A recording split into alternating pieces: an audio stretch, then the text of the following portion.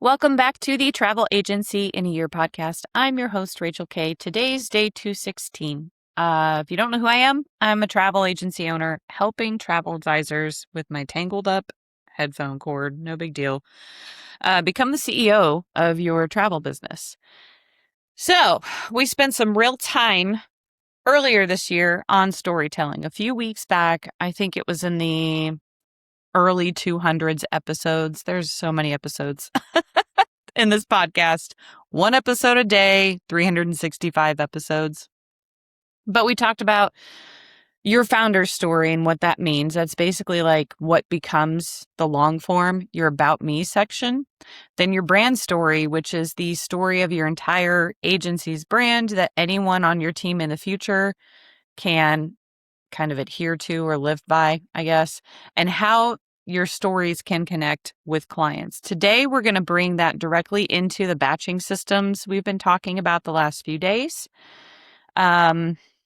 through something called a story bank. Sorry, I'm a little congested right now. A story bank. What is a story bank? It's like a running, organized collection of story materials that you can pull from whenever you're in your content idea batching session, rather than trying to remember or invent stories fresh every time you sit down. So instead of staring at a blank page or spreadsheet or whatever you use for your content calendar, hoping inspiration just randomly strikes you, maybe you do a little prayer. You're pulling from an existing well. So your founder story can be broken into pieces. Back in the founder story episode, which I believe, let me see. I've got all these notes now. I'm actually using a computer instead of a notebook. Let me see if I can find which episode it is. It might be in the 180s. I'm sorry.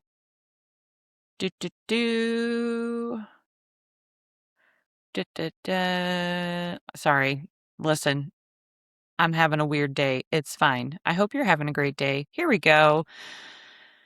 Let's see. Day 193, finding your founder story. Okay. Anyway, you can go download that episode and it's like a 15-minute episode about creating your founder story. Anyway, once you have your founder story created, we've already discussed in day 193 how to shape that. Don't just store the full version of your founder story. Break it into individual moments, like the turning point of becoming a travel advisor, the doubt that you face from like potentially leaving a long-term career and going in on this full time, the specific decision where you were like, I feel strongly called to do this, and the current payoff for you. Each piece is its own content idea. And we got client stories, the good, the bad, and the ugly. So the good client stories, a lot of travel advisors don't like doing the bad or the ugly. They'll just talk about how great they are and amazing they are. And we're going to talk about why you need to have the bad and the ugly moments. So we're going to start with the good, the trip that exceeded expectations for your client. That's a client good story. The moment a client cried happy tears over an itinerary or proposal because it's like you read their mind. The surprise that you put in place for your clients that landed perfectly. These are your trust building and aspirational content pieces. So this is what I strive for. This is what I aim to do with everyone I serve. Then there are the bad client stories. It could be like mismatched expectations, a detail that needed some fixing, a major delay, and how you handled it. The how you handled it is very important with these stories because it's much more powerful than just a good story like, oh, my client had a blast, because it's showing that what your actual value is in a moment that mattered, not just when things were all hunky-dory. And I know I know. You're like, I'm scared to post any bad or ugly stories because you're afraid it's going to make you look bad. You need to make sure you tell the story and how you resolved the situation and stepped up and actually demonstrate your value. Then there's the ugly stories, the really, really hard ones. Major crises during travel. Like if you were an advisor in 2020, like any of those stories, a client who was difficult to manage, a mistake that had to be corrected. If you tell these very carefully and with appropriate discretion, like don't name names, don't name the resort, around identifying details, like have that discretion. These can be some of your most compelling content because they show your resilience and problem solving under real pressure, not just a polished highlight reel. So, like, I'll tell you a story right now.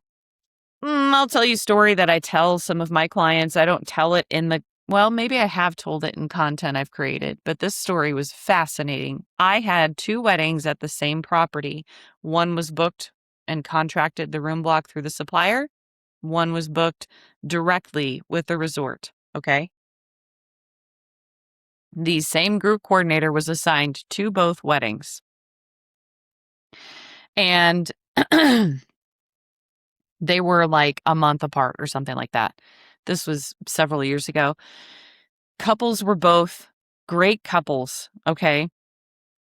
The one that was through the contracted room block, it was taking forever. Well, both of them were taking forever to get any deviations submitted to the block. And the reason why I did both the supplier and direct, because the couple that had the direct booking, they were like, well, we really like the concessions offered booking direct. And I was like, okay, I don't recommend this, but you're right. It is a better offer than what a wholesaler can offer in terms of concessions. So we'll try direct.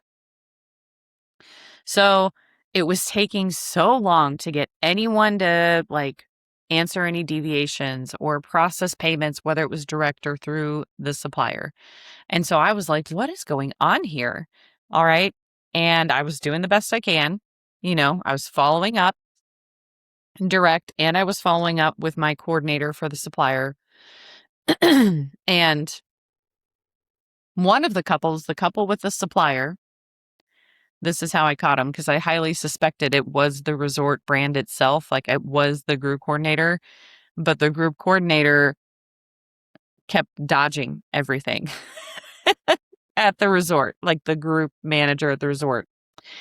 And so I finally caught him because the mother of the bride with the contracted wholesaler group contacted the resort directly and went to the group coordinator directly. And the group coordinator told her nothing was ever submitted.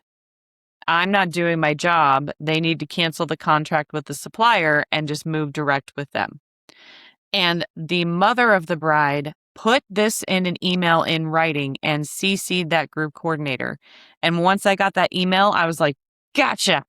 So, because it was the same coordinator managing the contracted group, which that's like a huge violation when there's a supplier contract. They don't know who the agency is. They're not supposed to know who the agency is. And they're not supposed to give information out to anyone except that group coordinator with the supplier. So it was a major violation. And then it was the same coordinator managing the direct room block. And so I was like, ha. So I downloaded everything. I reached out to my group's BDM for the supplier. And I was like, hey, man, this is happening. And I said, can you help me look into this? Because I can't figure out what's going on here, but it's not just this contract with you. It's multiple groups at this property. And I got a voicemail from that BDM that said, of course, it wouldn't be put in writing, but I got a voicemail from the BDM. And the voicemail said something like, you're right. Your suspicions are correct. Here's a contact. So I forwarded everything for both groups, all of the emails, everything over to like the top direct resort brand BDM or executive. I can't remember who it was. And all of a sudden, everything was all hunky-dory. In the meantime, both couples were convinced it was all my fault. And so I had to tell them, no, it was this crazy coordinator. And one of the couples was like, it might just be better for us to work directly. But because the resort had messed up so badly, I sent that on to the executive, and the executive's like, you're still getting commission on this. It is not your fault, and we've ruined your reputation with that couple. The other one, they basically gave them anything they wanted to keep them happy.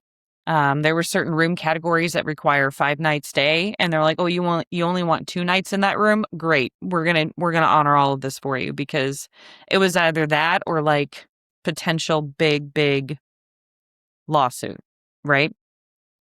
So that is a story of the ugly. I had 2 very like not happy with me couples, and I have told my clients this, like, I'm like, I've experienced everything. This isn't all hunky-dory, perfect time. Okay. So that's just like a story of an example of a story that you could possibly tell to demonstrate problem solving under pressure, because I had these 2 big groups that were both ready to drop me, both ready to spread all this hate, damage my reputation. And then I was like, nope, I solved the problem. And while one did say, this is just so stressful, it might just be easier to work directly with the property, which was that group coordinator's plan, I think. And I was like, I totally understand. I have no hard feelings, like it was amicable for the most part. However, it was just such a bumpy road. Okay. So when you're telling stories like that, like I'm not naming names, I'm not naming the resort, I'm not naming the suppliers. That's just an example of something that's happened in my travel career doing destination weddings. And it's a story you can tell, not you, but like similar stories you can tell in your content.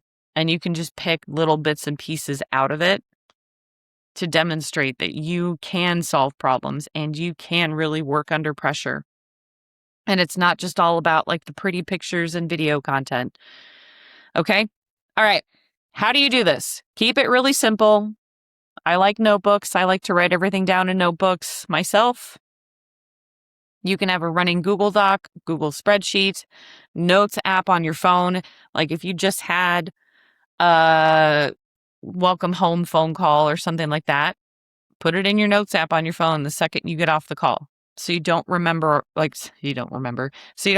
all of the details.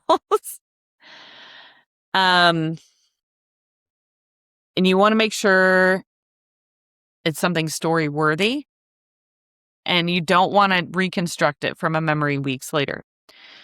During your weekly or monthly idea batching sessions, this is the very first place you can look. I know I've mentioned in past episodes when you're in content batching mode, I save a lot of stuff and I review the content. And I'll be like, how can I apply this to my business? Like, how can I like how this formatting is and stuff like that? And what story can I tell? And you can pull from the story bank. Or do I want to make this an educational? Is this whatever I've saved to my phone more of an educational type piece of content? And do I like the sound and all that stuff? But this is like the first place you look. If you don't have a lot of stories because you're a newer travel advisor, then definitely save not necessarily travel agencies content, but save content that like you believe would appeal to your ICA. The way the formatting is like, oh, this draws me in. I really like this hook. How can I apply this hook as a travel advisor? Anyway, when you get your story bank made up, pull one entry, ask which format it fits best. It could be like a short video, written post, long form video, section of a newsletter, and let the batching system from earlier this week carry it the rest of the way. All right, so that closes out our stretch on systems and content. Wait, I just had an idea pop in my head. We're not done yet. If you're like, how can I tell stories? And I don't like to show up on camera, but I want it to be a short form story. I have seen hairstylists creator content, bakers creator content. They do a lot of the storytelling, and those are both service-based businesses. Hair and makeup artists for like weddings, like brides, they have a lot of storytelling content, the good, the bad, and the ugly. Why are you not doing that as a travel advisor? When it's short form video, and they'll do like some of them do. So like the bakers or cake decorators content I've seen, it'll just be like, you don't even see their face. They're just decorating a cake and they'll be like, hey, there's this one time I had to make this cake like 30 minutes from pickup and the order got lost and like whatever.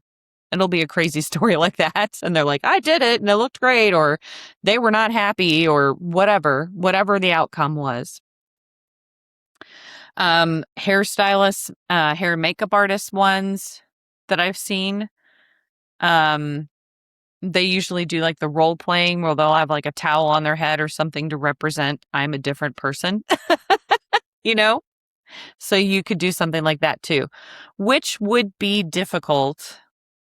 I think if you were going to do that as a travel advisor, you'd have to reenact the story via a phone call, right? And you'd have to do like the different characters, like grab an extra phone case and just be like, I'm on the phone, and just change your outfit or change something about you so people know that it's different characters. But I know a lot of us do our work via email. So that might be difficult. So you could even have like B-roll of you on a trip, or you just like cleaning up your office, or just film yourself working from your computer, not the computer screen showing, but like the opposite end. Just film yourself working in your office. I mean, if you need content, like B-roll content, just film yourself working and then do a voiceover with captions on the screen. Anyway, that closes out the systems and content, batching video workflows, repurposing mindset, and now storytelling woven directly into the process. By the way, if you record a lot of B-roll, that you can repurpose that B-roll, anything that you're doing. Okay. So coming up, we're going to be shifting towards something bigger. What kind of business do you actually want to build? I don't know. That's tomorrow's episode. This is the Travel Agency in a Year podcast, day 216. Have a great day.